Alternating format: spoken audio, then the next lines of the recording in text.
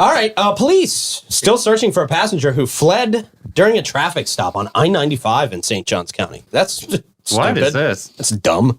The St. Johns County Sheriff's Office collaborating with the Florida Highway Patrol to locate a passenger who fled during a traffic stop on I-95. We don't have a ton of information about why they fled.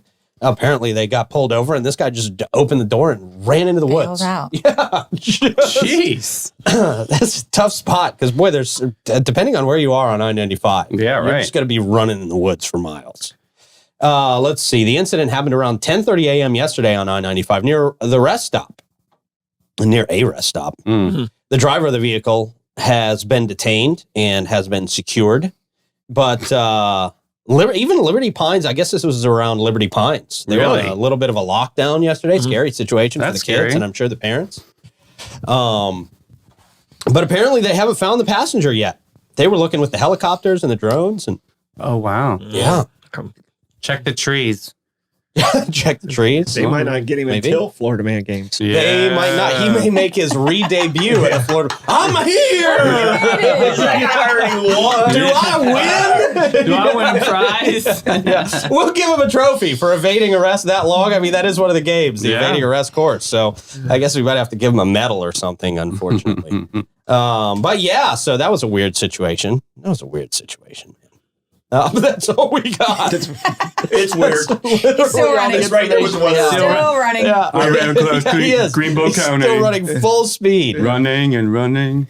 Oh, Y'all, this was a few years ago, technically running down the road. I was at work and a friend of mine that's a retired St. Augustine Beach police officer. okay. And he texts me on the phone and he's like, hey, call me. And so I call him and he's like, I don't really know how to tell you this, but I was listening to the police scanner and there's a guy that was getting pulled over and like bailed out of his vehicle on IGP and he's running down the road and on the as the police are talking to each other, they're going, it's the guy with the brown hair and he's got a Bozard Ford shirt on. And I'm like, All shirt. that's the way. So I really wanted, of course, we got to figure it out.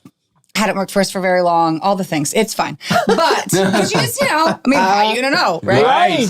What's going through people's heads. But the next day at work, I wanted to be like, hey, we have a new policy. Like, in the event you have to run from the cops, like, just whip that shirt off really quick. Like, can you, like, turn it inside out or something? He goes, yeah, I was just like, they kept saying it on the police scanner. And I'm like, oh man. Yeah, that's not the publicity you want. That's not the plan here, guys. No, you need a new policy to where whenever anybody leaves the company, they turn in all of their uniforms. No, he still worked there. He was coming. Oh, he still worked there. The current. Oh, employment is just so cool. Yeah. It's you're going to have a fun story every once in a while. Yeah. Those stories are few and far between. But hey, we got to own it. Yeah. We got to own it. We had a guy running down the side of the road. It happens. There you go. Give this guy that's hiding in the woods some grace right now. Right. Not in a Bozard Ford shirt. Apparently it happens. Almost became a Florida Man story of your own, it sounds like. That's not the way you want to do it. All right, man. Hey, we got a bunch of new schools popping up here in the next few years. Well, like 8 or something crazy. 5 new schools in the next 3 years, it says. Yeah. But adding more would not surprise me. School district planning to open 5 new schools in response to increasing student population. This year alone, the district welcomed 1,400 new students. 1,400 new kids. That's a whole school right there. What am I up to? 50 grand now? How many kids? We got a lot in the school system. Yeah. The growth is the most prominent in areas like Nocatee and Silverleaf, obviously, with those communities just popping up more and more homes every day, it seems like. That's necessitating the construction of these new schools. The district has released a quarterly report outlining its plans for the new K-8 schools in Nocatee and Silverleaf. In addition to 3 other K-8 schools already under construction. Wow. Jeez. Yeah, we talked about those earlier in the K-8 schools. Yeah. We have just over crazy. 48,000 students in St. Johns County School District. Really? I left the district maybe, 3 years ago, and it was at 42,000. That's a huge increase. Yeah. Jeez. Yeah. That's the number of kids that were at St. Augustine High School when I was going to school there. Just at St. Augustine itself. Yeah, that was before Pedro and all of that, man. Wow. The report also revealed that the district currently employs about 3,400 full-time teachers, with 50% having 0 to 5 years of experience in the district. So some of them may have had experience outside of the district, but we're a little different here, obviously. There's obviously a significant need for teachers in subjects like math, science, ESE, the smart people teachers. Teachers who teach smart people stuff. Talented and gifted. Yeah. Never allowed. Couldn't do the puzzles quick enough. Go ahead. Okay.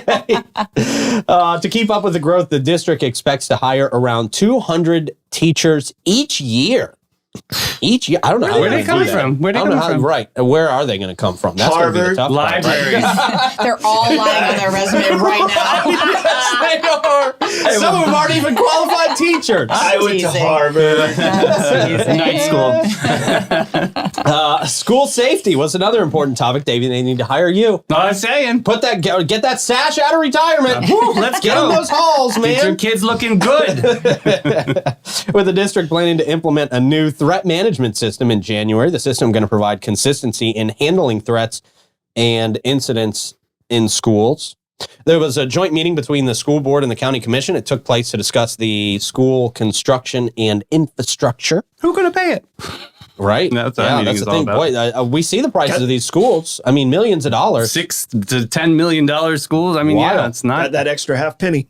Yeah. Yeah, true. Yeah, they're going to ask for another. that's They're what it's going to going ask to. for some more, aren't they? There's going to be a I roundup. don't know. Let's see. They focused on addressing the population growth to ensure that students are adequately served in the new schools and the new buildings. State Senator Travis Hudson mentioned that legislative bills will be introduced to tackle the issues, including construction and personnel. Boy, I don't know how you address the personnel issues with a bill. Construction, you just got to write a check. Personnel, you got to find people. Yeah, You gotta find people, yeah. And that's the tough part across the country. I think everybody's struggling to find teachers. So it's like, where do we pull people from? It's a real issue. It is a real issue. Tim Forson, the superintendent, stated that school construction over the past few years and the next 3 years is going to provide a space for more than 20,000 of these students. The next level of growth, they say, is substantial, leading to development of what's effectively another school district in 6 years. Wow, man. This is going to be... I would not want to be Tim Forson. He's a busy man. He's got a lot to do, man. I mean, he was already retired. I know. I know, right? Literally every single problem this man has had to tackle, like first and foremost. I mean, honestly, he's a superhero. I think Tim Forson does a great job. He's a great guy. There are also plans for a K-8 school in Rivertown set to open in 2025. That will eventually become a middle school. We talked about this yesterday, Troy. Some of these places will become middle schools. Transition. Yeah. Right. Yeah.